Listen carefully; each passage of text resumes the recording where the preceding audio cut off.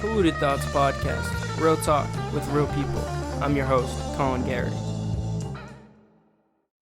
And we're live, CC. In the building with the one and only, the GOAT, Chris Costich, my dog. Finally got him up in the spot. Costich, if you don't know who he is the host of a podcast that is NFL-based. It's called the Fumblerooski. Check it out on all platforms. He is also the color commentator of the Brockton Sox from this past, has it been 2 summers now? Just this past summer. Last summer, I was lead technical producer for Brockton Rox. There you go. Yeah. My man.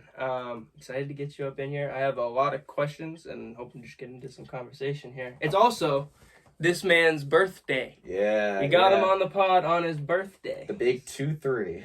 Jordan year. That's What were your highlights of your 22 year? There's a lot of them. Yeah? I mean, it seemed like you had a great year. Yeah, I mean, I went to Fort Lauderdale for spring break. I mean, graduating college is obviously up there. That's a big one. Yeah, graduating college is definitely top 2. There's just so many awesome moments from just school in general that it's hard to really rank them in general. Another one, well, this one was from my 21 year, but it kind of ended up being into the 22 year, was when we went to UMass for flag football. Oh, yeah. Yeah. You guys were he was on a very good flag football team. Yeah. What was it? It was like a New England championship? What was it? Yes. The Massachusetts from Plum State? Yeah, so we went to UMass for the NERSA, National Intramural Rec Sports Association. Oh, shit. Yeah. So it was a national thing. It wasn't, and it was in UMass for national? Yeah. Well, it wasn't necessarily national. Okay. It was, so like one of the teams was from Rochester Tech, RIT. Okay. What was the team that was nasty that you guys played? Maryland. Maryland. We played Maryland twice. We played Maryland twice. So we won our flag football thing up at Plymouth. And we went back to back, which was sick. And our team was just disgusting. In the intramural flag football? Yeah. Yeah, our team was just gross because like everyone that was on my team played high school football. Yeah, played high school football at one point, or we're just some sort of athlete. Yeah. In general, like we had one kid that I would just throw him a jump ball. It'd be like Brady throwing a moss. If that's what it felt like. It wasn't actually that, but yeah, we go to UMass, and the whole weekend is just one big story in general. So I'll try to like cut it down at some points. But so we get to UMass that first night. We left around noon or something. I don't know. It was like a 3-hour drive. Damn, that's how long it takes from Plymouth. Yeah, 3-hour drive. School paid for our hotel too, which is cool. The only thing we had to worry about was food. That's awesome. Yeah. For a rec intramural team? Yeah, it was sick. It was sick. They were treating us right. And oh man, I can't even think of what the hotel is for some reason. But it wasn't in Amherst. It was in Hampton. Yeah, Northampton. Thank you. Yeah. Thank you. Of course. So that's where our hotel was. So that's like a 10-15 minute drive to Amherst. So we get there for the first day, and we have a game at like 8 o'clock. Show up, and we're just looking like a bunch of idiots, right? like, because at Plymouth, we didn't even really wear jerseys at all, and the only jerseys that they really have available are basketball jerseys. So, our rec director, she brings the basketball jerseys as our jerseys, and turns out it's not that we're playing other intramural schools. We're playing other schools that have club flag football teams. Yeah, they're legitimate, have legitimate jerseys and equipment. Yeah, exactly. So we show up and we see... You guys like the Bad News Bears? Yeah. We didn't even have a football. Like, all of us weren't even there yet, so we don't even have a football to throw around at that point, too. So we ended up playing RIT first, and that was our first game, right? And so... we're in our basketball jerseys. They're in like their full-fledged uniforms, and they're doing warm-ups. We're just like dicking around and whatnot. They're like doing literal calisthenics. It looks like you got like a trainer on the other side doing hand stretches. Literally, like there's you and Jay tossing up fucking moonshots to each other. Oh my god, literally, and oh. So we get into the game, and so the other part of this is that the rules in Plymouth and for this nurse elite. Oh, I remember you telling me this, that there was like a differentiation in rules between what you guys played when you played like in-house rec, so to speak, versus like when you got to the tournament, right? Yeah. And it like dicked you guys of what you were able to do? Yeah, literally. So part of that too was that we did not have the numbers to be doing what we were doing. And like the amount of people? Yeah, the amount of people. Because we showed up with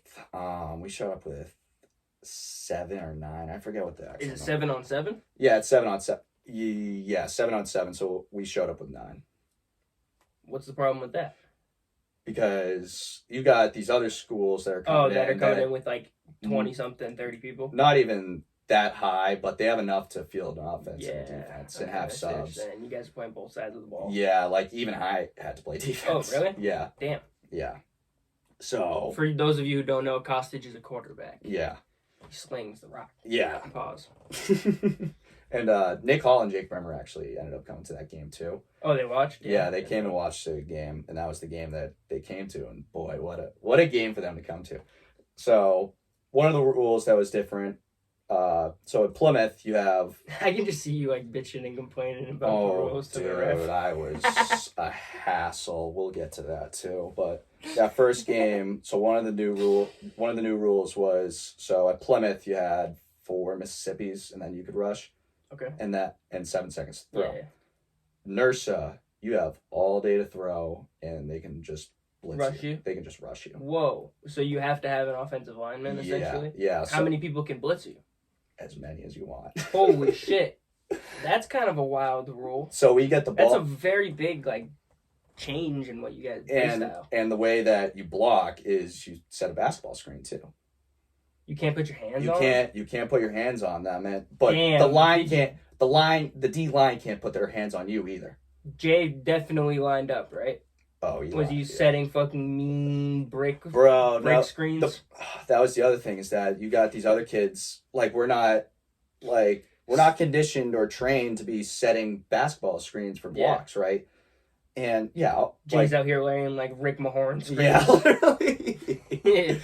With the amount of like illegal blocking penalties we got too is ridiculous, because these kids would just be, the kids on the line were just so fast. Were you aware of the rules going in? Or did they tell you right there on the field? We low-key, so there was a rule book. And nobody read it, obviously. No, because you had to pay $10 for the rule book, and none of us were like... That's also like the school handbook. Like, nobody read that shit. Exactly. You just got your parents to sign and you brought it back the next day. Kind of just assumed it would be like very similar rules, and then we showed up, and we were like, so is there, like, what are the rules? What can we do? What can't we do? And then, like, we heard, like, all these new rules, and we're just like, oh my god. So then what happens versus RIT? You guys just get flagged a million times, and did you lose the game? No. So the first play, like, because we have zero clue what we were doing, basically had no line. Jason was the center too, and he was giving me perfect snaps.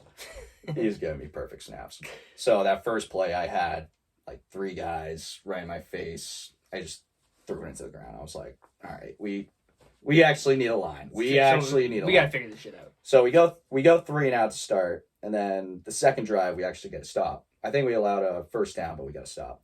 The next drive we score a touchdown, get another stop, quarter ends, go down the field, get another score. So how long are the quarters in flag?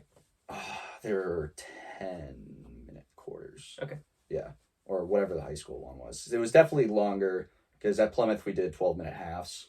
That was the other thing, 12-minute halves compared to like 10. Now we're playing a 40-minute game versus a 24-minute game. Exactly. Okay. And wow. You guys should have read that fucking rule book. Yeah, we really should have. Oh man, and we also had kids from other intramural teams at Plymouth that were like, "Oh, can we come to UMass with you?" And we're like, no. You should have picked up. We should. That was the thing. We should have. Yeah. We should have. You should have picked up the best player from every other team. And seriously, brought them. That would have been the right thing to do. Or it's also probably illegal.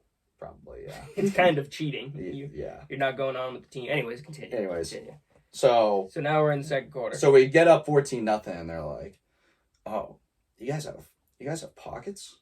That was the other rule. We couldn't wear pockets like on our pants or shorts. We had to have pockets. Oh, I remember you telling me this. Yeah. You couldn't have pockets in your shorts. We couldn't have pockets in our shorts or pants, and obviously every one of us has pockets. And all these other schools don't have pockets because Who that's called part it of out? Did the RIT team call it out, or did the refs see it? I forget who exactly called it out, but I remember the ref started saying something. I forget if RIT ended up saying something or not. So we're like, oh, this is all we have. So we're just like, Did they let you finish the game? Or? Yeah, so they let us finish the game in our underwear over our pants. So I was wearing these joggers with American Eagle pink flamingo underwear. Over them? Yeah. Like a wrestler? Yeah. Like you look, yeah. Like I looked like a WWE wrestler. Yeah. On the bottom. That's wild. Yeah. So, actually, we ended up going for 2 and ended up getting it. So it was really like 16-0 or something like that. And even that play was ridiculous because I got the snap, I roll out, I just threw it up to somebody. And never mind the kid that I had that was like Randy Moss. I also had my other roommate, Austin, who was just faster than anyone. He played for Littleton High School, and he's just a dog. He was really good at football in general. So what ended up happening in the tournament? Did you guys go on to like win the whole tournament? No. I got kicked out of the second game. But yeah, we ended up beating RIT. The next day we're playing Maryland, and RIT has 2 teams. Maryland had 2 teams. Whoa, they won 2 whole teams. Yeah, so apparently we played the better of the RIT squad too. Wow. Yeah, and that was the other thing. We beat them down in our underwear. So we play Maryland A, and I'm just getting irritated at this point, and because I can't get the ball off in time because they're just everyone is just in my grill before I can even make a throw. Like, receivers aren't even getting out of the routes. Couldn't do anything really. So, and the night before, I forgot about the night before actually. Right. So after the RIT game, they said we can't do that stuff. Yeah, anymore. didn't you guys go out and buy a bunch of like spandex pants to wear? Yeah, we bought bell bottoms. Wow. You guys all wore bell bottom yoga pants? Yep. I cut mine at the knee though, so like it would be more comfortable because this is also a warmer week. This is like this was the first weekend of November, so you'd think it would be cold, but it was like 70 the entire weekend. So that's what was my thinking, but most of the other guys just wore yoga pants. Just wore it out, and like their bulges showing too. Like, it was so bad. That's fun. So we lose to Maryland A. We go to the play. Everyone makes the playoffs, but you're based on seed. We got like the 6 or 7 seed, and even that was just a shit show because. How many teams were there? 8? Yeah, there was like 8 or something like that. 8, maybe 10. And yeah, there was 8. And most of the time was the top team trying to figure out what time they wanted to play. Like, took 10 minutes. Get to choose? Yeah, like we could choose like what our seed was and whatnot, but we were the 6th place team because our sportsmanship level went down because of me. But it wasn't like it was just me. Everyone was kind of giving it to the refs, but I ended up being the worst of it. So transition from Plym State. What brought you there to study anyways? So originally I did want to go play football there. Oh yeah, I forgot about that. Yeah, you played your freshman year, right? Yeah, played freshman year. There was 12 teams on 12 quarterbacks on the depth chart when I came in. On one team, there's 12 players in one position? Most of them were rookie or freshmen. Was it just like that for the entire depth chart, or was it just that position? Just that position. Like, there was 12 quarterbacks. Holy crap. And now, granted... What do you do with 12 quarterbacks? I'll get into that.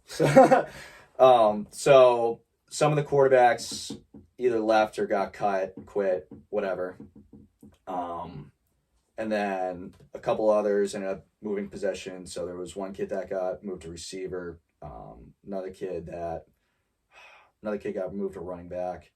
So by week 1, there was 6 of us. I was like, still 6 quarterbacks. Yeah, still 6 quarterbacks. But so the other thing was that the year prior, there was a senior who started all 4 years. Oh, okay. So they were probably just looking for their new quarterback. And that's like the big recruiting thing at that point is, hey, we just have our graduating guy that just started all 4 years, and he beat out a senior. Yeah. To be the starter. Wow. That could be you. That's crazy. Yeah. And it's good motivation. Yeah, it was. And there was another kid named Christian who was a Florida kid. He ended up being the second string quarterback, still a really good friend of mine.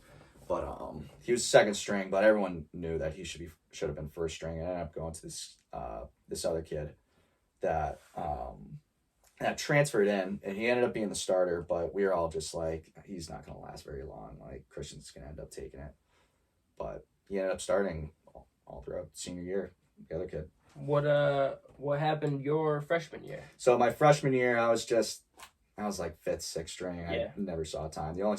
I did take 2 snaps in a college football game, but wow, garbage time. But it's better than what most people can get.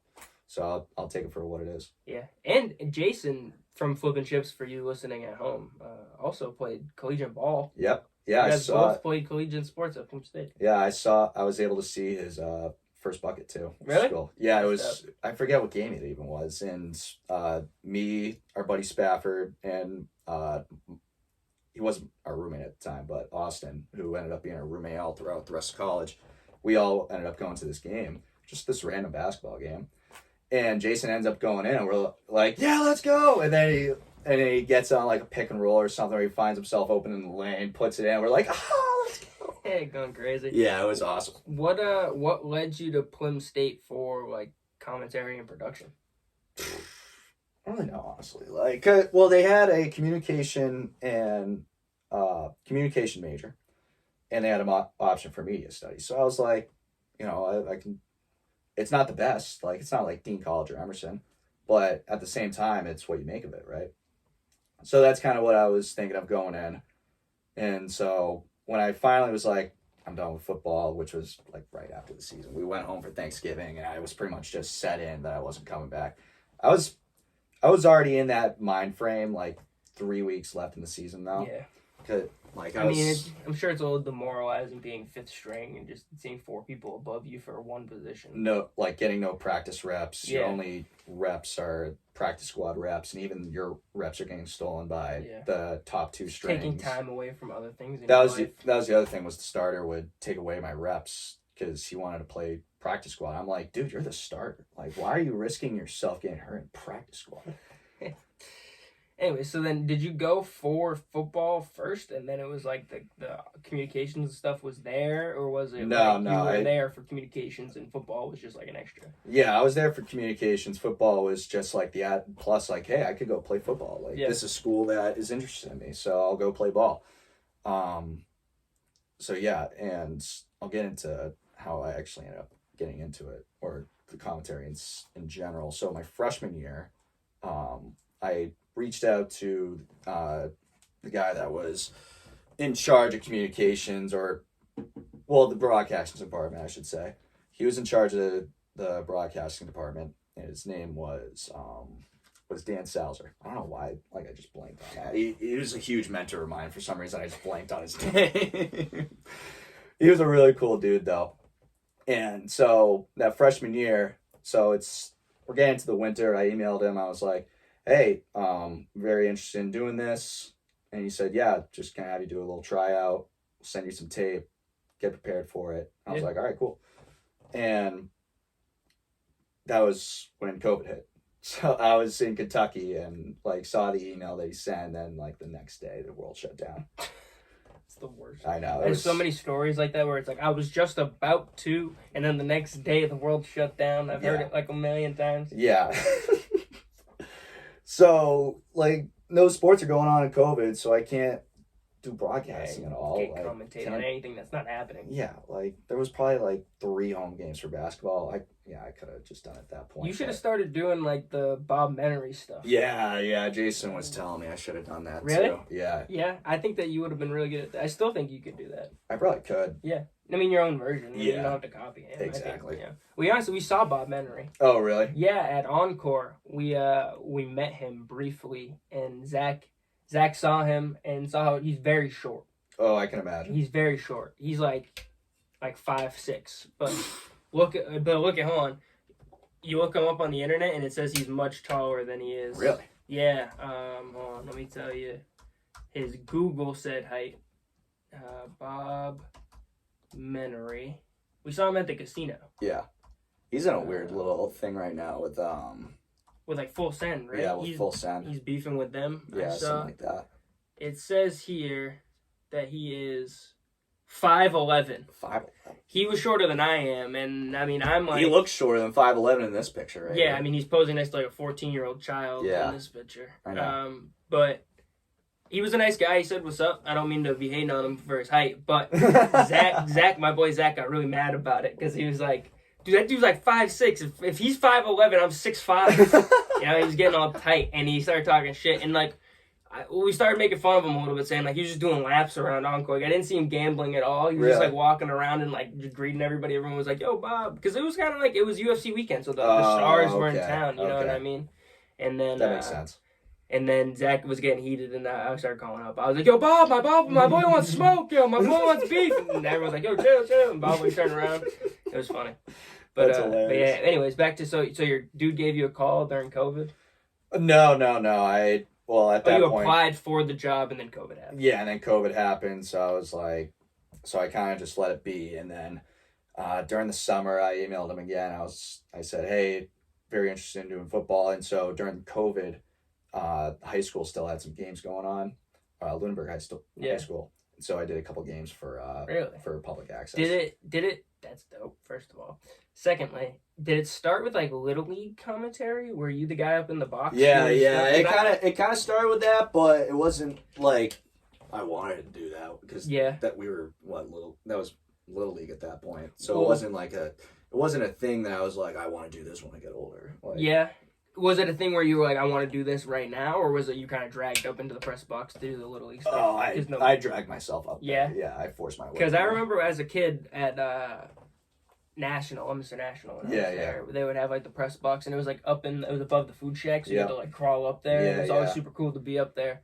And I always wanted to do it. And I remember one day, just my boy Sean Pinder was just commentating one of our Little League games, and like this kid didn't play baseball. Yeah. He was just like one of my homies from school, and all of a sudden I hear him like announcing all of our names and stuff. I'm like, what the fuck? Yeah. So I was like, can anybody just do this? And I walked up and asked, and then I started like commentating some of the games from up there, and I was just curious if that was also like your origin to like pretty much. And then a couple years later, it was our junior year of high school, and Chuck Quartermash, he was running the Lunenburg Bengals at the time. Don't know if he still does or not, but I think he does. I forget. I haven't really been around the Bengals in a little bit, but regardless.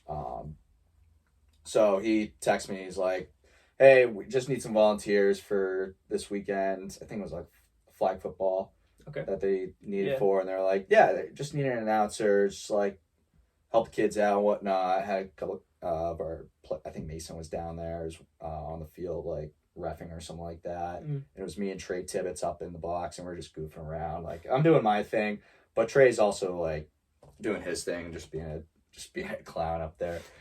And so then I end up doing the rest of the games that day, and I had nothing else to do on a Saturday. And that's how it all started. And that's how it all started. And then I did the rest of the Bengals games when I could, the rest of the season that year. That was our junior year of high school? Junior year of high school. By the way, real quick before we continue, shout out Trey Tibbetts. He's a cop now. Yeah. Let me go if you pull me over. Yeah. Let me go. I ain't trying to get locked up. So then from there, did you commentate any high school football games for Lunenburg? During COVID, you said? Yeah, I did one. Yeah? Did you do them any prior, or was that the only one? No? That was the only one, yeah. Because you know what I also thought was that like your voice was very similar to the guy from Doyle Field. You ever hear that guy? No, I don't think so. I feel like he did some of your games when you guys played at Doyle, like when they were restructuring the high school. Maybe the district game. Maybe when we were that sophomore year. I honestly don't really remember. Because he had like a very distinct voice. He was like Chris Costich. And he had very distinctive qualities that reminded me of you. But so then from there you go to commentating Plymouth State, right? Yeah, and that was the other thing. So I didn't do play-by-play originally during football, and that was the only sport I was doing too. Yeah. So I was like, baseball, football, basketball are my three mains. But if you want me to do anything else, I'll do other sports. But these are like my three main sports. He said, "All right." So what were you doing first instead of play-by-play? I was color. I was basically Chris Collinsworth. Yeah. Without the glazing of Mahomes, but yeah, so I started out doing the color analyst, and it was cool too. It made sense because I was I was just on the team. Like, most of the kids that were on the team my freshman year are still on the team, so I still know these guys. Mm-hmm. It wasn't like they just completely just shut me out the rest of college. They were still my friends. And I knew the playbook, too. That was the other thing. I already know what the game plan is for Plymouth. You have like an extra inside. It's like Scal with Nesson. Yeah, exactly. How Scal kind of has like the inside on the Celtics scoop. That's kind of cool. Yeah, like I would text a couple of my buddies, be like, "Hey, what's the game plan?" Or like stuff I should probably know before I go in. That provides just a better entertainment for the people at home and the people listening. It just provides like an extra level to it. Like when Scal's explaining how the play is broken down, stuff like that. That's very smart of you, Costich. Yeah. So Dan Salzer was play-by-play for football and hockey. Those were like his children, basically. Yeah. Like, that's what he lives for. Yeah, that's what he lives for. He loves that stuff.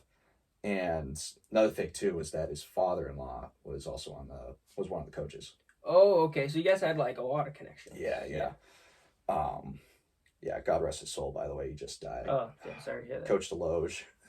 He was the man. But, what was I getting to? So he was really good on the mic, and he did a really good job of, like, helping me with, like, timing, incorporating me in the broadcast. Yeah. And whatnot. And sometimes it'd be, like, a point, like, okay, like, I'm going to let you go and whatnot. He said, another thing, too, is that you don't need to say anything. Like, you don't always have to say anything in between snaps or, like, after a play's over.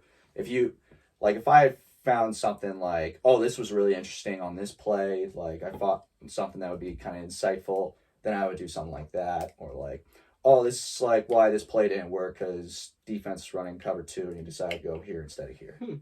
Yeah, that's like an interesting dynamic that people at home probably don't think about too much, is not stepping on each other's toes, so to speak, knowing the cue times and stuff like that. I'm sure it's very... Is it, like, not paranoid filled or like anxious, but is it like, I don't know, almost like a rush, like a high up there? No, not really. It's like, are you saying like timing wise? Yeah. I just mean like does it happen a lot quicker than you would think it would happen, or is it slowed down for you up there? It's kind of slow. Sometimes it goes quicker because in the college press, like the Plymouth State press box isn't that high up compared to where the actual broadcasters are. Okay. So it's not like they have like this all wide view of the field and can see like everything going on. Whereas my vision is kind of like, I try to pay attention to everything, but like most of the time my eye is kind of on the ball because like if a sack happens or like I can at least get like the quick, like a late hit just in case like I have to turn away. I was actually, you know what I'm thinking? You're talking football, and I'm more thinking like basketball, like a fast paced. You know what I mean? Because I was more thinking like when I try to do like a play by play, somewhat like a mixture. Because like when we do the fight nights, I try to do like a play by play with a little bit of like color commentary in between, like just on a solo mission to keep everything in the conversation going. But I feel that it's with like a high speed sport that it's difficult to kind of give a play-by-play, let the other people chime in, keep a conversation. It's a little different when you're in a booth, what I mean? Well, that's another good point, actually, and that's another thing that Dan Salzer actually had to remind me. He was like, you don't have to call it, you're calling it like it's hockey right now. You don't have to call it like it's hockey. Like, slow down, take it, basketball. Oh, basketball, okay. Excuse me. But, I mean, in any sport in general, too, like... It's a pretty fast-paced sport. I mean, it's not hockey. You're right, but it is pretty fast paced. There's a lot going on and a lot like in a continuous pace until a foul or an out of bounds and whistle's blown. Yeah, but at the same so it's, and the other thing too is that if I'm just like, it's great when there's two people up there too, because then it's not just me being like, oh, pass to the wing, pass back up top, or these guys fighting on the block. And so when like I have another commentator up or the color guy up with me, it's nice because like I'll be like, Kyler Bose, great kid. He's just got his 1,000th point over at Plymouth. But Kyler Bose drives in, right-handed layup for 2, Plymouth back up by 4, and then like tone of my voice can kind of be a director, like a signifier to your color commentator to let him know that like this is your spot to go in. Yeah, exactly. Yeah. So then like I'm not continuously talking and whatnot. Like, I feel that. Before you keep going, real quick, shout out to Jason Reynolds. We're going to an ad for Flippin' Ships. he told me I can keep running it, and we'll keep running it until we find a new ad. Our sponsor for PTP is Flippin' Ships. Flippin' Ships was founded by CEO Jason Reynolds during late quarantine, and Jason is in the business of providing you with entertainment. Whether you're looking for a restored boat in great condition you can take on the lakes, or if you're interested in watching the process go down, Jason's got it all. His TikToks show the process in an entertaining way for all ages, but check out his YouTube videos because they show every detail of the flip. Check him out on TikTok and YouTube for some at-home or on-the-go entertainment. His handle is Flippin' Ships. That's flipping without the G, ships. And be on the lookout for these flip ships soon on Facebook and Instagram. And we're back live. So when you're like giving the signifiers and stuff, are there times where like people don't catch on? You're just like giving them like the slap, like no, not really. Or does you pick up the slack? No, not really, because it goes back to what I was saying about what Dan Salzer was telling me. You don't have to have something to say about every little thing, right? You're right. That's also like a life lesson as well. Yeah. I remember Mac Miller said something like that where he was at a park and they asked him, like, who out of all these people in the park would you hang out with? He like points at some old people and he's like, look at them just sitting there in silence. You gotta ruin every moment with some fucking words. Yeah, that's the other thing too, is like a buzzer beater, for example. You don't want to say too much because it's gonna ruin the moment. You just gotta say enough. Like Doc Emmerich was golden at this. Perfect. Just the perfect timing and enough to give it. Yeah. It's just enough. Like another thing too, like with baseball, for example, one of the things that Dan Salzer taught me was, say, for a home run, let him get around the bases, let him touch home, or let him touch third, let him touch home, one of the two. I think it was touch home, though. Once he touches home, that's when you go. Huh. That's interesting. It's also ironic coming from us. We're doing a podcast where silence is like the worst possible thing you can literally have, you know? Literally. Because once you go silent and you have to go like, to rush on to the next thing, it's a very, very awkward thing to pick back up. It is. Do you experience that with the Fumblerooski Pod? Sometimes, but that's a little, like with the Fumblerooski Pod, we're not all together in one room. Fair enough. Yeah. Before we get to talking about the Fumblerooski Pod, I want to keep this commentary journey going and just kind of round it off.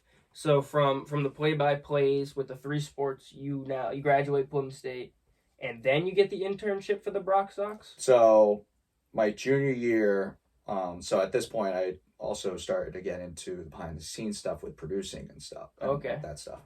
So I'm doing like graphics, score bug type of thing, keeping the score, keeping the time. What else was I doing? I think so the only one I was doing producing for was hockey, and like I said with Dan, that's one of his children, so that's a little bit of an added stressor for me at that point, because I'm like, I don't want to screw this up, he's like making me do replays all at the same time as well, so I learned how to do replays on the fly. That's cool. Yeah, and that was the goal too. You got to make it look like you're watching ESPN.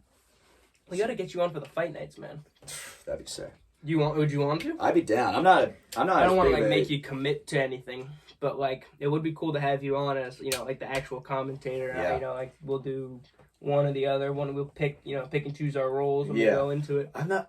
I've never been like a huge UFC guy, but I mean, I still. Are you a fan of it, or you just never really got into it? Well, like I like watching it, but it's not like I can tell you what type of fighter each guy is, what style of fighting, right? When you started like doing your thing with the commentary, I was just like, damn, like I've always wanted to do that, but for MMA, or like boxing or something like that, some sort of commentary for a combat sport. So then continue, anyways. So now you're doing a little bit of everything. Yeah, so I'm doing a little bit of everything, and so junior year, my mom actually sends me this job. Huh. Fair enough. Mama Costich. Yeah, literally. And it was just a broadcast intern from Brockton Rox. Okay. Oh, excuse me. You're good. So she sends me this. I'm like, all right, I'll apply. I need to do something. I need an internship. It's like I need a job, man. That's how you know it's bad. Your mom sends you. Literally.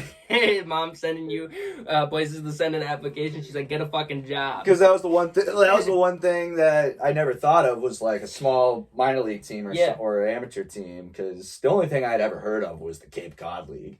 I didn't know the Futures League of the New England Baseball League existed. Real quick, I just came to mind. Sorry to interrupt you again for the 1 billionth time. You're good. I think it was the Brock Sox that Adam Pep's boy, Tyler, I think he was the GM. for the Brockton Sox. Really? Yeah, I believe so. I can double check that. Would that come up on the internet? I don't know. Something I could find? How long ago was he the GM? Because let's see if I can find that. The GM was an older guy. Okay, then maybe it wasn't the Brock Sox. Maybe it was like the Blue Sox. Yeah, maybe the Blue Sox down the Cape. Yeah, I don't know why that just came to mind, but I don't know. I just wanted to point that out. Maybe I could find a connection there. But so I actually applied to be the color analyst for the Rocks for that summer. But there's this other guy named Joe Fazio, shout out to Faz. He ended up getting the color commentary job for the Rocks. And when I got the email from Brett's come to find out is a year younger than us. And I was just thinking that this would be like some 25, 27, maybe 30-year-old guy that's like I'm coming into contact with.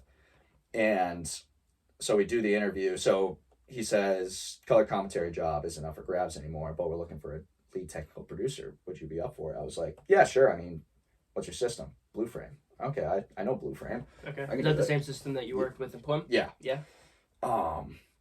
So we get to the interview.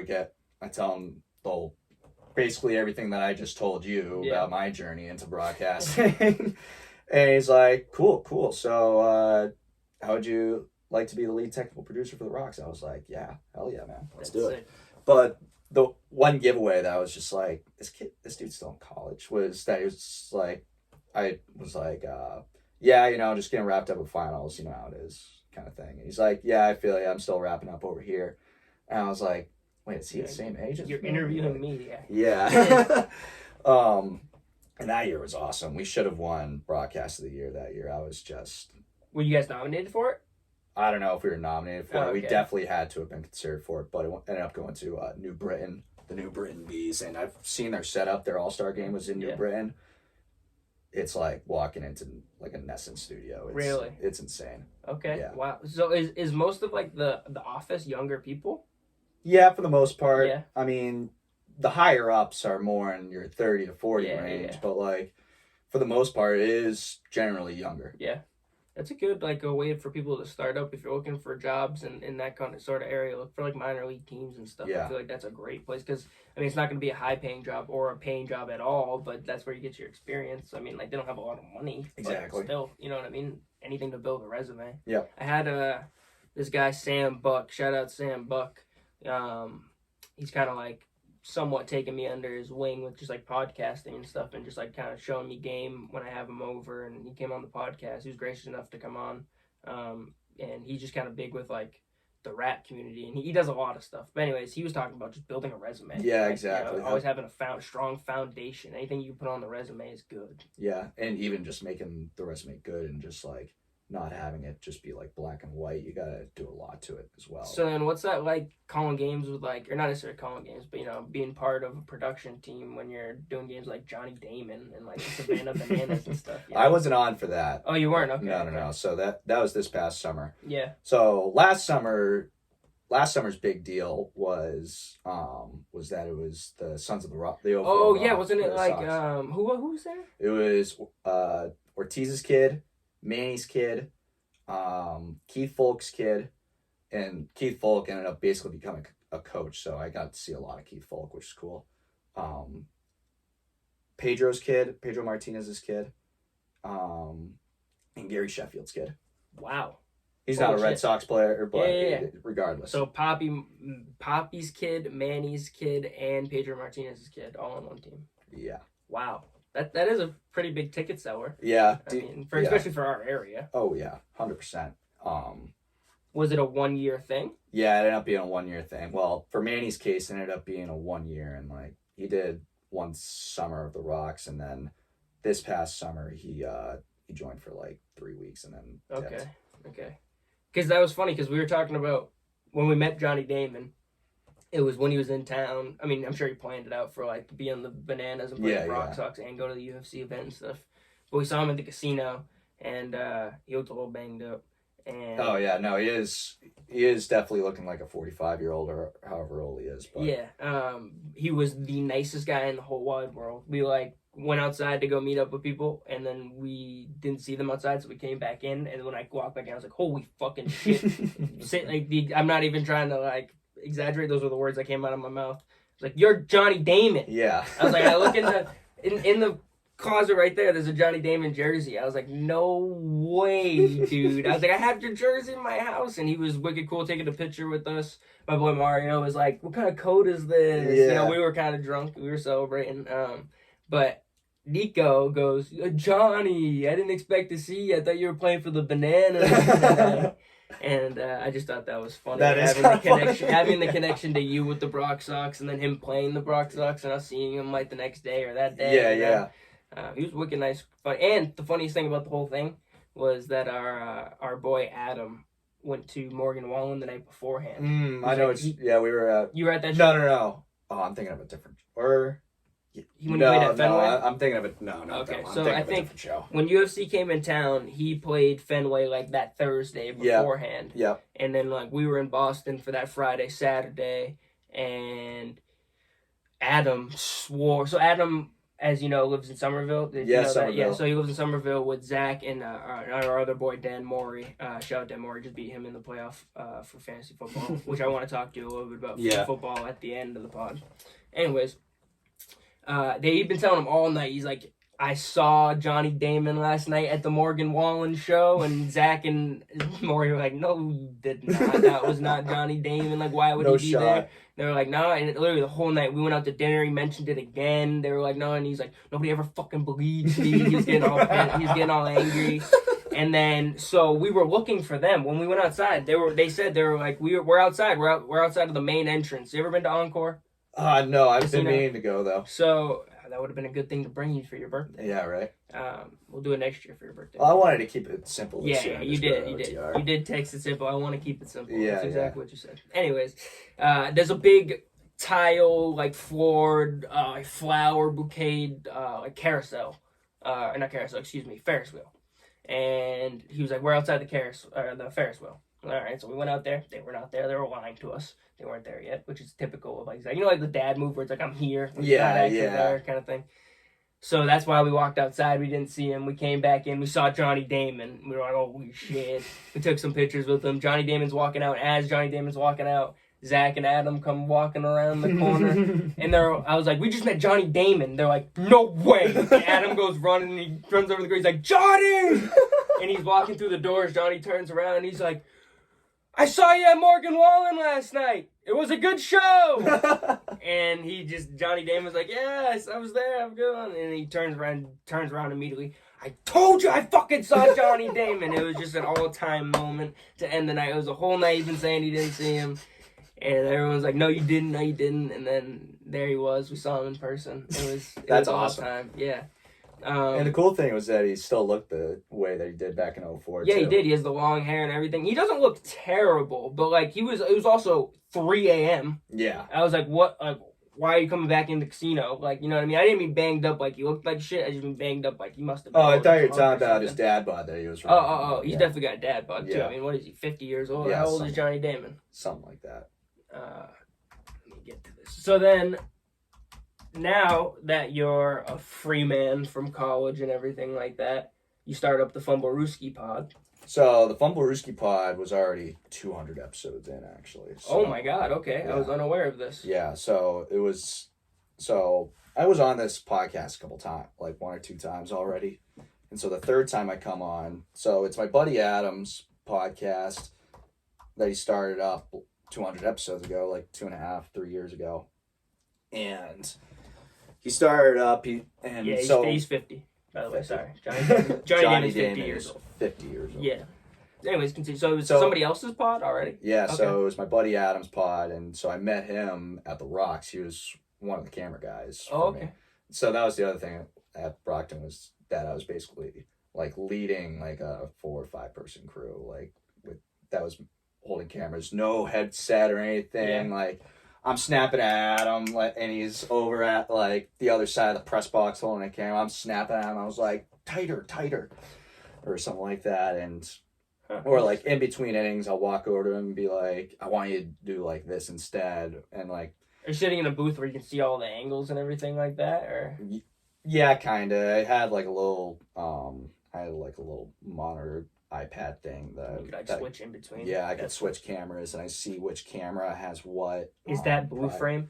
No, that's something else. Okay. So, yeah. I mean, you could still set up blue frame to have multiple camera shots that you can switch through, but that's just how like Brett had it set up. So then he's on camera at the Rox Sox, and he already had this. Excuse me, Brock Sox, and he already had this going. Yeah, like he was doing this. He was doing this while we were working at Brockton, and like there would be times during pregame where he'd actually be working on the show in the press box while like not doing the show itself, but he's like doing the script or like making edits maybe. Yeah. Okay. And it's all. I mean, obviously, it's always been football through and through. Yep, football through and through. And so I ended up joining back in September because there was one kid, Justin Tucker. Yeah, he's the kicker for the Ravens. A Ravens fan named Justin Tucker. That's incredible. Yeah. And it wasn't the kicker. No, not the kicker. Yeah, like the first time I met him, I was like, "Is this kid's name really Justin Tucker?" That's crazy. That's a very crazy coincidence. It is. And so it was those two plus this other kid, CJ. Tucker was already graduated from college, so he's back down in Maryland, and he has worked his other full-time job. And I think I'm pretty sure they're all Dean guys, but regardless, CJ is a senior right now, and so he has to work on this ridiculous like senior capstone. And Adam's told me about it. They both have told me about it, and like the teacher for it was just a dickhead. He tries to demoralize you essentially through the entire thing. There's how many people involved with the Fumblerooski podcast? Seems like there's a lot. So there's 4 of us. So it's you, Adam, CJ, and this kid and Tucker. Yeah. Okay. Yeah. Because I've only really seen you and Adam and CJ really. Yeah, Tuck more. He said so. Tuck's schedule's weird. He's only able to really do the Friday episodes that we do. Okay. The preview for the rest of the game. Yeah. Like our Friday episodes are we review the Thursday night game and then we preview the rest of the week. Got it. And we had actually been, which I feel bad I'm stealing him from right now. Yeah. We're recording live. There's like 2 guests on that podcast right now anyways, but regardless. So there's 5 people on a podcast? No. We try to keep it to 3. Okay. We try to just keep it to 3 people on at a time, and then whoever's not on just gets the day off. Yeah. That's kind of weird. It is from my perspective at least, just because I'm like, I got to be here. You know what I'm saying? Well, that's kind of the way it was for me too. When I first started out, I was like, damn, I actually have to be here right now because I'm stepping up for guys like CJ and Tucker who don't have as much time to be there at that point. Like CJ's finishing up school, Tucker has another full-time job that he's got to worry about. So I kind of had to step up to the plate. It also helps when it's like we were able to get like a guest on like every other podcast too. Yeah. And so I ended up bringing up the idea of doing like Friday episode, right?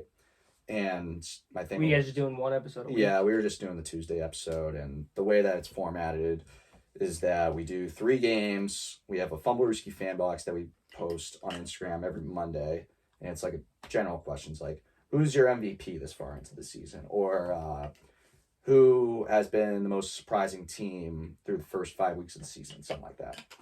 And so that's our like kind of general idea of our Fumblerooski fan box. You submit it, we'll shout you out on the podcast. So I ended up coming up with the idea like, hey, let's do a Friday episode. And Adam was like, oh, we actually were doing that for a little bit early on, and then we stopped doing it because like scheduled. Yeah. And so I was like, let's just bring it back. I'm here. I can lead the way for the Friday podcast. And Tuck was like, that actually works out for me if we can do it like at 1:00 or something like that. I was like, perfect. Let's do it. What are we waiting for? Yeah, what are we waiting for? Let's do it. And this was like right after we had a monthly meeting too. I was like, all right, let's do it tomorrow. Because we had like a monthly meeting on a Thursday and the next day was Friday. You were saying at the beginning, like right before we started the podcast, you guys do monthly meetings. Yes. How hard is that to like coordinate? Not just the meeting, but like scheduling as a whole. Scheduling wise, it's actually not as hard as you might think. Yeah. Yeah, because like during the week, Tuck is usually out of work by then. So yeah, because the same thing happened with us. Was just like Frank just can't can't get here enough to be here with like all the podcasts and do all the stuff for it because he's just too busy. Yeah, exactly. So like, I can understand the scheduling aspect of it but being like a pain in the ass. But like the monthly meeting that we just had on Wednesday, we scheduled it on Tuesday. Wow. Okay. So it's a lot more short notice than you might think. All right, yeah. Well, I just figured like 4 people all intertwining schedules to find one time that works for everybody. You know, it was hard enough for me to like get Frank in the room and a guest into the room all at the same time. You know. Yeah. It's difficult. Yeah, that can be difficult as well for us, like coordinating a time. But at the end of the day, too, it's like, oh, if you can't make it, we'll just have 2 on the podcast today, whatever. Like, and Adam's big point is like we want to keep it down to an hour.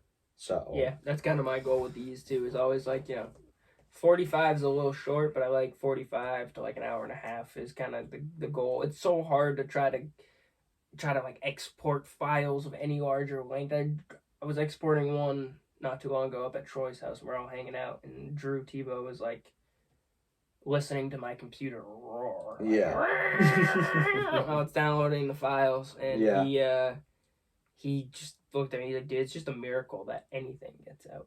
Like, it's a miracle that anything gets published. Literally. Yeah. Do you guys have to download files, or do you guys do everything live so then it goes straight up to... We don't do anything live. We just record everything. Yeah. So you have to deal with large files. Yeah, Are you doing the producing and stuff for it? Well, no. So we do have to download files. Okay, yeah. So we do it on this thing called StreamYard, and so we can download the files straight from there, and then I can just download it to Adobe Premiere or whatever I'm using to edit it, and you can just upload it straight to YouTube or straight to whatever platform, really. Are you saying from the original thing or from Adobe? From the original thing. Yeah. Okay. Wow. What was it called again? StreamYard. StreamYard. Okay, and that's what puts you guys into like the boxes and stuff like that. Yeah. Yeah. And how do you guys? Is it like Zoom based? How the fuck are you guys all on one? Is it like basically like a Discord kind of idea where you're all in like one chat while you're doing it? No, we're not on Discord or anything like that. No, I don't mean like actual Discord. But yeah, Discord where it's like you're in like a group and then you can all like be in the same thing at one time. Yep. Yeah, basically. Wow. And like we have a private chat where we can communicate with each other. Like, we need to kind of wrap this up or whatever. Yeah. That's very convenient. Yeah, it is. And like has all the banners that we want to have. Yeah. So you guys have really good graphics was one thing that like from the get go. Yeah. Because I mean my shit's very simple as fuck. Yeah. But you guys have like really good graphics is what I noticed in the background. You guys pop up whatever you want. You guys have stuff going on. Yeah, and like we need to change our intro things. I was actually gonna say I was gonna make a comment on that. You guys might get copyrighted or something. You're using like full there were like some pretty long clips. We haven't. Nothing. Really? I mean, we've been going on for like 232 episodes today. Yeah, so. True. I guess, yeah. I was also going to say, you guys should make it a little shorter. Yeah. It's a little long. That was the other thing we were thinking of, too. Because that was one of the things we discussed in one of the monthly meetings was a new intro. And it's like 45 seconds long. It's all clips from pre-2020. Yeah. And this other kid, Robert. They were classic clips, though. Oh, they are. The Stephon Diggs one was dope. They're classics. Those clips don't get old. But there's like a silent partner in Fumblerooski who's like a fifth, but like he's not really part of it. Mm. Like so this kid, Robert, who ended up making our intro video. Okay. Yeah, so we kind of should probably hit him up and be like, hey, you need a new one. Yeah, we need a new one. Yeah, you can also hit up Chang if you need anything too. I mean, you can do like animated stuff. He made my intro. Oh, really? Yeah. Nice. The little like swirly thing that builds out. Yeah. I gave him the picture and he just did some shit. But you guys, I love what you guys are doing. It's dope. Is it hard to keep the conversation on one topic throughout the podcast without it going and divvying off from football? Because I mean, like we've talked many different things, and I have ADHD. It's hard to focus on like one subject. It's not necessarily away from football, but football related, right? Yeah. So, like, we're on one topic, and then we're like, oh, well, what about? It also depends on the topic too. Yeah. Like, say Brock Purdy is a game manager, can't trust him. He had 3 bad games without Debo, and that's like a big argument that Adam has had. We butt heads about this all the time. Like every time he brings that up, I'm like, what? Okay, and these 3 games, he still put his team in a position to win. The Browns game, he put his team in a position to win. The 2 games after that, he had a bad last game. He had a bad last game. Yeah, he really did. There's no excuses for that one, but everyone has a bad game at the end of the day, in my opinion. But like those 3 games though, that 3-game losing streak that they had, he put his team in a position to win against the Browns, and his kicker misses a field goal. And then the 2 games after that. See, this is exactly what I'm talking about. When you're rambling off about something, and is it hard to like keep it on to football? Because you're talking about football now, but like when you're going off, like, can you keep it all on one pace? Yeah. It's as long as it's about football, but at the end of the day, like, we also have like a specific, like, say we were talking about the 49ers, back to the Brock Purdy thing, but say we were talking about one of the 49ers games at the 49ers Eagles, I think, was one of the last big ones that they had. Yeah. Say we're talking about that. That's like one of the headlines for the weekend, and it's like, okay, well, the 49ers are the best team in the league, and then Adam brings up this Brock Purdy take. That's when it starts to kind of go away from the actual game itself. Yeah, I see what you're saying. I have a hard time with it myself, just trying to, like, I keep brief notes with, like, a handful of questions in case we lose conversation. Yeah. But do you guys do, like, a full, like, around the horn kind of thing? Do you guys have, like, a scripted, like, you're going to hit these topics throughout the show? Yeah, basically. I mean, in the script that we write, it's like we have the game, just like a score as a little reminder, and then we'll have, like, 2, like, bullet points that we'll have if we have time for both. Because, like, one could just take up the entire segment time, or one ends up being short, and they both end up being short at that point. I feel you. Yeah. Such an interesting... I had one other football... It was sports in general podcast. And I think that they were saying that it gets kind of hard with doing all of the sports. Because it's just like, it's too much. That's what I was going to say about you guys post a lot of memes and stuff like that.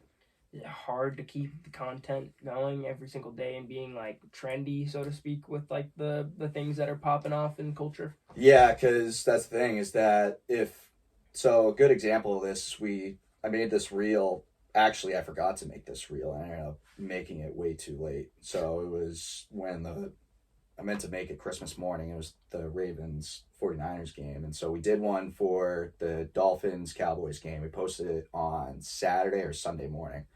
And that's when you want to post something like that, because that's a 4:25 game. Yeah. So it gives people time to kind of see it, even though it didn't blow up. But regardless, like, gives people time to see it, think about it, like, react to it, whatever the hell they want to do.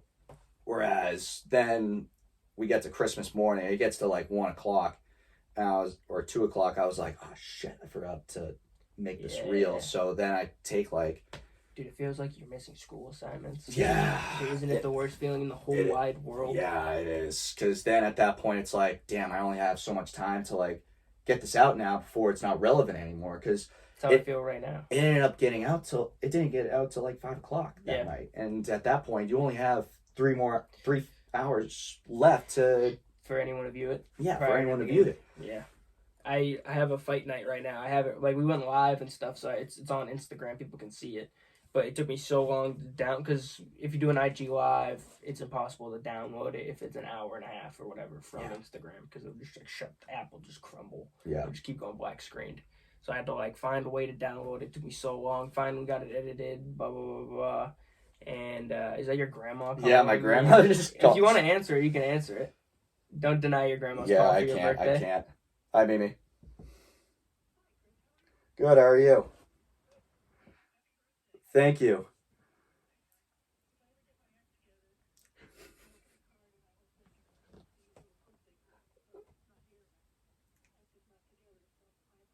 Don't worry about it. Don't worry about it. It's all right. We will. Thank you. Thank you for the call. Sorry, I'm in my buddy's podcast right now.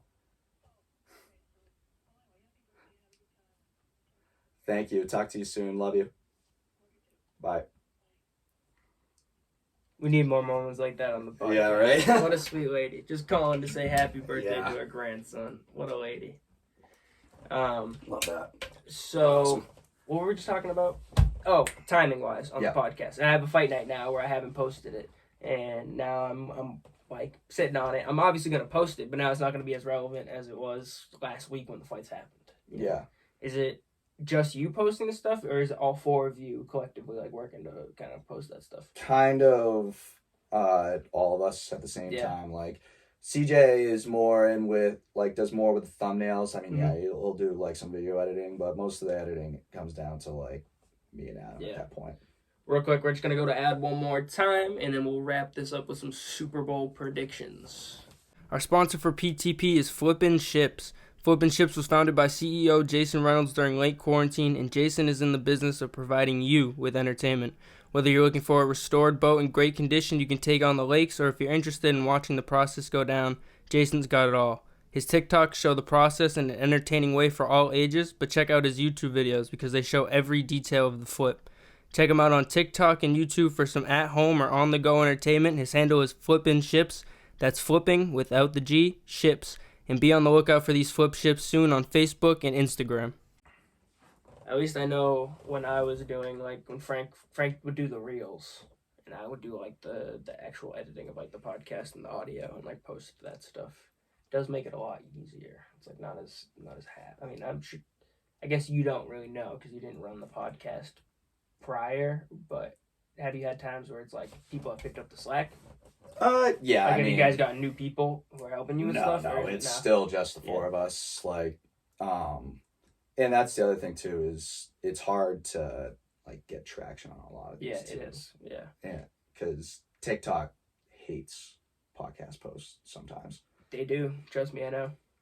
Like, Instagram kind of hates them too, but you got to really like be finicky with the Instagram reels. Like, you basically can't have a full black screen on either, like anywhere. Yeah. You have to have something covering it, whether it be words or highlights, whatever. You just can't have just the blank black screen on something.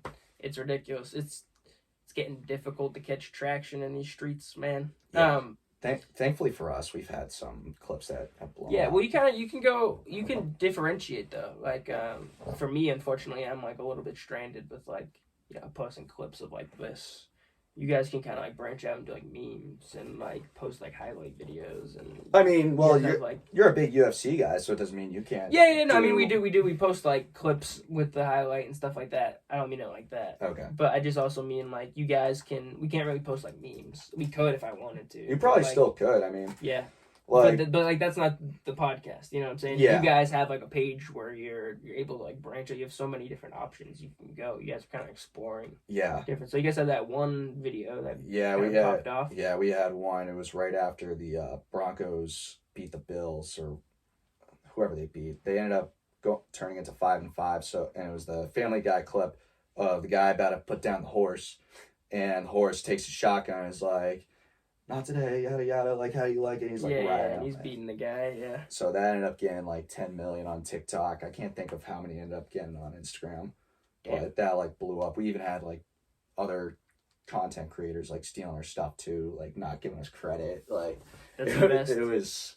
It was like we were hounding these people's Instagram comments, being like, "Yo, you gotta give us credit," yada yada. And like another thing that I thought of too was like, they could have probably not even taken it from us in general.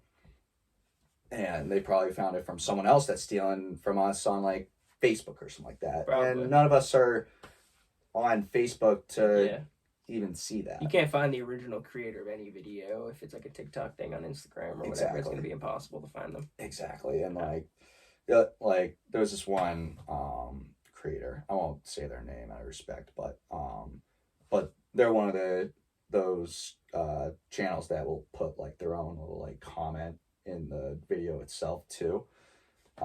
So like kind of making it seem like it's theirs. Yeah. But like obviously it's not. We had I won't even speak on it. I'll leave that alone, as Nico would say. So I did want to ask you, based on Fumblerooski and you being a big football guy, just get some Super Bowl predictions out of you. Who do you think is going to the Super Bowl and why? And then let's get a final score and a winner. That's the thing, man. It's like the playoffs this year are just so wide open. Yeah. There's not like a clear cut anymore. Like the entire season you thought the 49ers were in like their own little like tier, their own little area. And here comes the Ravens, and like you knew that the Ravens were up there, but you really didn't know how good they would end up being. Yeah. Like they blew out the Lions, but the Lions are very suspect in their own way. They also have like they blew a 14-point lead to the Browns earlier this season. So you kind of don't have a great grasp of the AFC, but in the NFC, it really came down to the 49ers and Eagles, and then the Niners beat the living hell out of them. And so now the 49ers are clearly the best team in the league. And this week, Christmas night, the Ravens come in and just bully them. Yeah.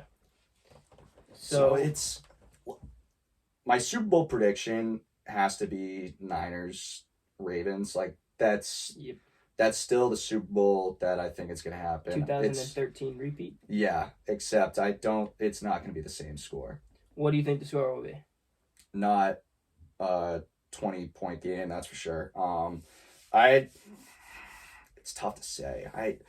Because like seeing the way that the Ravens beat up San Fran, it's hard to really pick a winner, but it's also easy to say that it can be a one-off thing, you know. And you also have to look at like Brock Purdy's stats against AFC teams, not good. Yeah, not good. He has they actually had a graphic of this like during the middle of the Ravens game too, and he has a 3-2 record against AFC teams, now 3-3, and his touchdown and interception ratio is now he threw 4 interceptions. Yeah, 11-13 now. It's disgusting. And coming in, it was like 11-9. I don't even think the 49ers are going to make the Super Bowl. I think it's going to be Eagles, Ravens. Yeah, but just like the way that the Eagles have played, they've just played so conservatively throughout the entire season that it's kind of starting to catch up to them now. Yeah, I think that they're like the new Chiefs of the NFC, where I just think Jalen Hurts is going to figure out a way to get it done. Yeah, no, exactly. And looking at the Chiefs now, I don't think they're going to figure out a way to do anything. They look like a train wreck. I was originally this season, I thought we were going to just see a rematch of what we saw last year. But I think it's going to be Birds-Ravens. What was your final score prediction, though? Final score. I'm going to clip this so then when it happens. Final score. It's tough. Ravens have allowed the least points in the league. Both teams are averaging like 30 a game. It's tough. I'm going to go 28. I'm going to go 28-25 because one team's going to go for 2 at some point. It's hard to pick a winner, though. It's so hard. I'd say the Niners get the revenge. Yeah? Yeah. They get the revenge. They win 28-25. I'm going to throw this into the world, too, although I hate the idea of it. I had this feeling like a couple weeks ago. I feel like this is the year that the Bills might end up pulling it out. The way that they're playing right now. They play shaky, but then they play great, and then they beat a good team, and then they play like shit again. It's tough to really get a feel for the Bills. Like, the Bills and the Cowboys are 2 very similar teams. You don't know which team you're going to get. Yeah.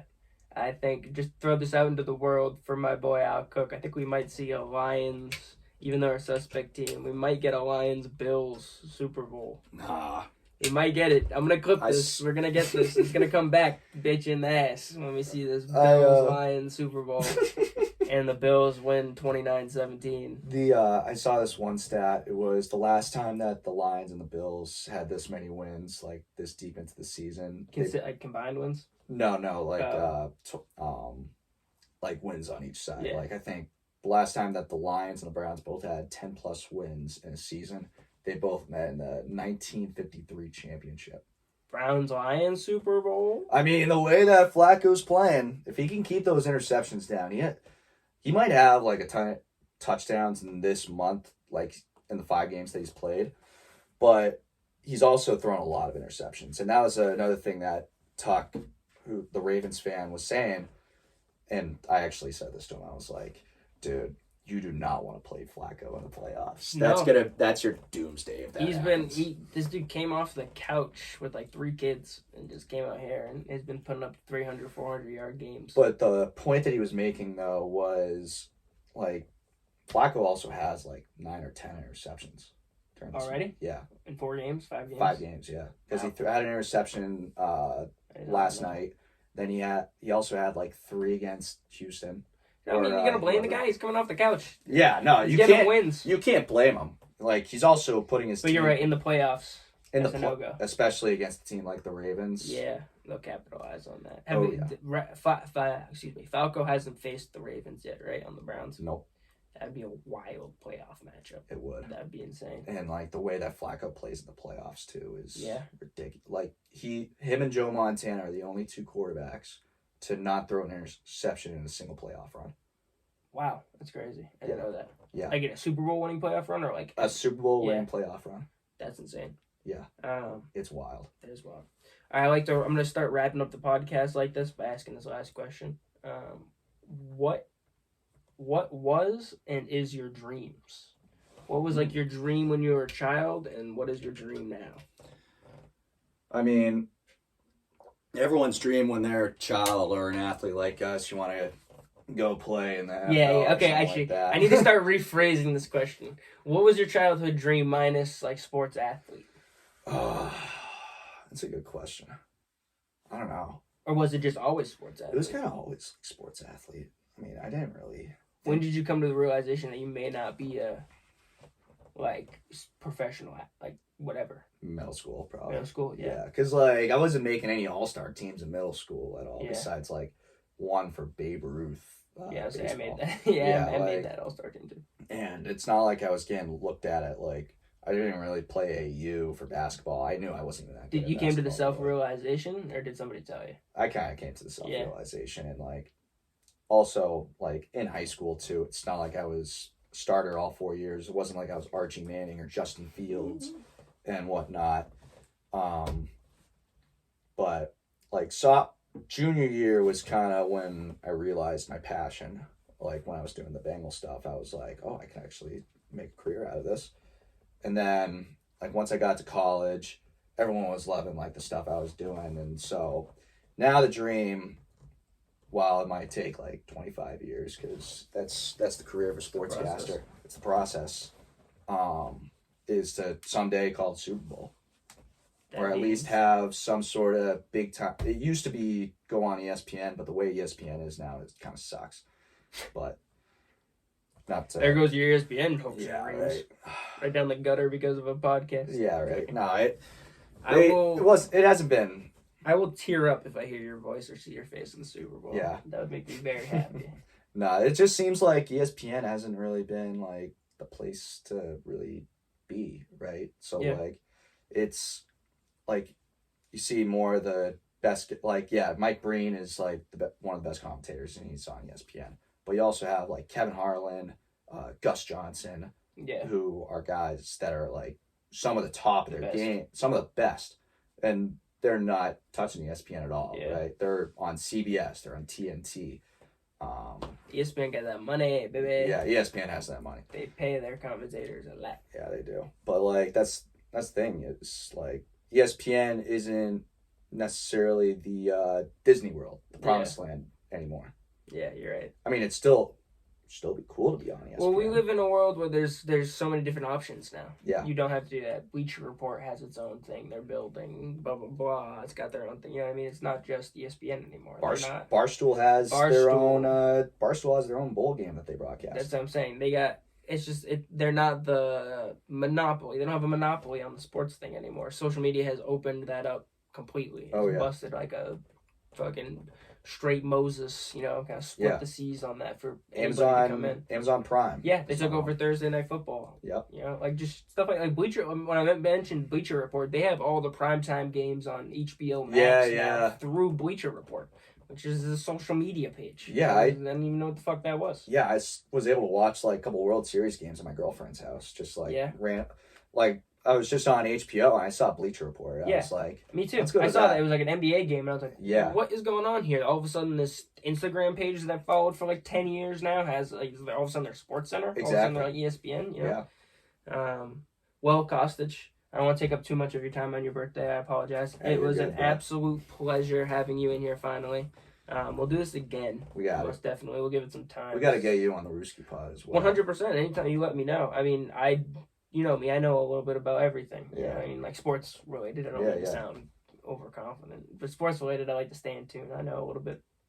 If you let me know what we're doing ahead of time, then I'll 100%. Oh, yeah, we'll have a script ready to go. Super detailed about, everything. I'll be knowledged. Yeah. But I'm ready to go out later. Maybe have a couple of drinks. Drink on me. What's your favorite drink, by the way? I like a Coors Light, but if you want to pay for a rum Coke, that's cool too. I'll get you one of those. So I'm excited to celebrate later, and it was a pleasure. As always, I'll leave you guys how I always leave you. Peace and believe in yourselves. I'll catch you fools later. Smell ya.